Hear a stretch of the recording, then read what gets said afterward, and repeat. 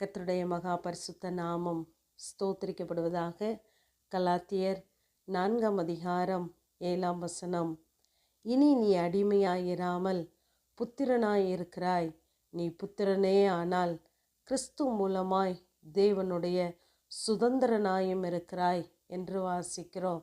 இங்கு அப்போஸ்தலனாகிய பவுல் கர்த்தருடைய பிள்ளைகளாகிய நமக்கு எப்படிப்பட்ட சுதந்திரத்தை தேவன் வைத்திருக்கிறார் என்று எழுதுகிறார்.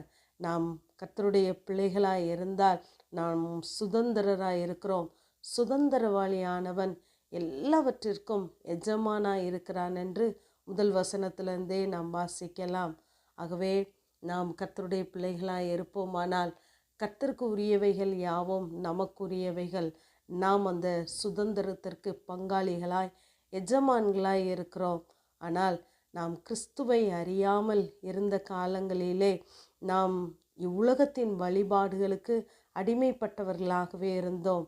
ஆனால் தேவன் நம்மை அவருடைய பிள்ளையாய் மாற்றும்படி தம்முடைய குமாரனை நமக்கு அனுப்பி தந்தார்.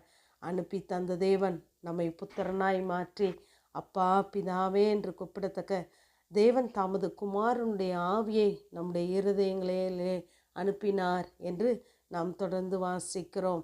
இன்று நாம் கர்த்தருடைய பிள்ளைகளாக இருக்கிறோம். நாம் இருக்கிறோம் என்று நினைத்து கொண்டே கர்த்தருக்கு அடிமையாக இராமல் அநேக காரியங்களுக்கு நாம் அடிமையாக இருக்கிறோம் என்பதை நாம் மறந்து போய்விட வேண்டாம்.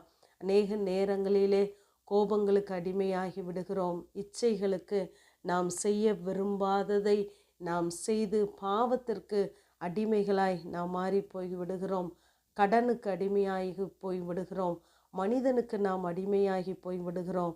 ஆனால் தேவன் சொல்லுகிறார், நீ மனிதர்களுக்கு அடிமையாகாதபடி உன்னை மீட்டு கொண்ட கர்த்தருக்கு மாத்திரம் நாம் அடிமைகளாய் இருக்க வேண்டும் என்று தேவன் நம்மை அழைக்கிறார்.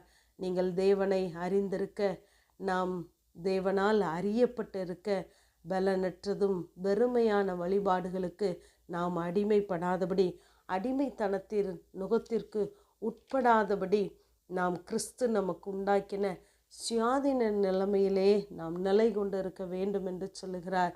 இங்கு இஸ்ரவேல் ஜனங்கள் எகிப்திலே அடிமைப்பட்டவர்களாகவே இருந்தார்கள். இப்பொழுது நான் தேவனை ஆராதிக்க போக வேண்டும் என்று அங்கு மோசேயை ஜனங்களுக்காக தேவன் அனுப்புகிறார். அப்பொழுது அவன் சொல்லும் பொழுது பார்வோன் சொல்லுகிறான், உன் தேவன் யார்? அவர் உன் தேவனானால் எனக்கென்ன, நீ எனக்கு அடிமைதானே என்று சொல்லி அங்கு ஏளனம் செய்கிறான். அதே யாத்திராகமம் 8 யார் என்று கேட்டவன் சொல்லுகிறான், கர்த்தரை நோக்கி எனக்காக வேண்டிக் கொள்ளுங்கள், இந்த தவளைகள் எல்லாம் என்னை விட்டு தூரம் போகட்டும் என்று சொல்லுகிறான். 9 சொல்லுகிறான் பார்வோன், கர்த்தர் நீதியுள்ளவர், நானும் என் ஜனமும் தான் துன்மார்க்கன் என்று சொல்கிறார். 10 அவர் சாவை விளக்குகிறவர் என்று அறிந்து கொண்டான். ஆகவே நம்முடைய வாழ்க்கையிலும் அநேக காரியங்கள் நம்மை அடிமைப்படுத்தலாம். ஆனால் நாம் இவ்வுலகத்தின் காரியங்களுக்கு அடிமைப்படாதபடி மரியாளை போல இதோ நான் ஆண்டவருக்கு அடிமை என்று நம்மை அடிமையாய் ஒப்பு கொடுப்போம். புத்திரனாய் வாக்குத்தத்தங்களை சுதந்திரிப்போம். ஆகவே தேவன் நம்மோடு கூட இருக்கிறார் என்பதை ஜனங்கள் அறிய வேண்டுமென்றால் நாம் ஆராதிப்பதிலே, வார்த்தையிலே நாம் உறுதியாய் நிற்போம். கர்த்தர் நமக்காய் யுத்தம் செய்கிறவராய் இருக்கிறார். ஆகவே நாம் அடிமைகள் ஆகாதபடி புத்திரனாய் இருக்கிறோம் என்பதை மனதில் வைத்து நம்மை அடிமைப்படுத்துகிற எல்லாவற்றையும் நாம் கிறிஸ்துவின் வார்த்தைக்கு கீழாய் சிறையாக்குவோம். அப்பொழுது நம்மை அடிமைத்தனம் ஆக்கினைக்குட்படுத்தாதபடி தேவன் நம்மை பாதுகாத்து நடத்துவார். ஆமென். ஜெபம். பிதாவாகிய தேவனே, குமாரனாகிய இயேசு கிறிஸ்துவின் நாமத்தின் மூலமாய் உடைய சன்னிதானத்திலே வருகிறோம்.